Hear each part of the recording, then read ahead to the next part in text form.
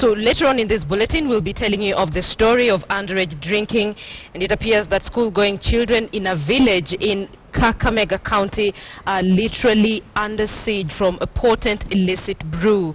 School administrators are expressing their frustration over the rampant brewing of alcoholic drinks, saying it is readily available to the children. That is a story that should concern parents all over the country. It's a story that should concern the education sector as well. Patrick Amimo is working on that story. Once it's ready, of course, we'll bring it to you. And of course, that is where our big question will also come from tonight. So just stay with us for that story. Let's cross borders now.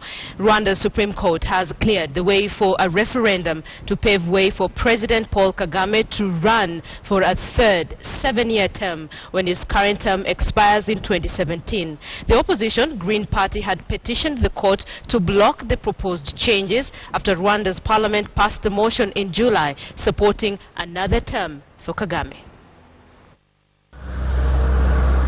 The opposition Democratic Green Party lost its bid to block Rwandan President Paul Kagame from a stab at a third term as president. Rwandan Supreme Court ruled to allow the country to proceed with a referendum to amend Article 101 of the Constitution that limited a president's tenure to 2 terms, thus far handing Kagame the green light to seek re-election for the third time. The Green Party had sued the state over attempts to amend the constitution on term limits, of which the Rwandan parliament had approved after over 3 million Rwandans petitioned parliament. Only 10 people were opposed to Kagame's third term bid.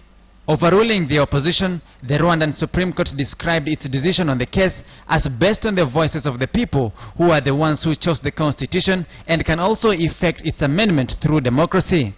The court ruled that it found there was no sufficient evidence based on the opposition's arguments to halt the procedure, which is in line with the law and democratically opted for by Rwandans. I have no problem with not continuing. Those who think nothing should be done, nothing should change, actually they don't have to convince me, because for me, I'm convinced that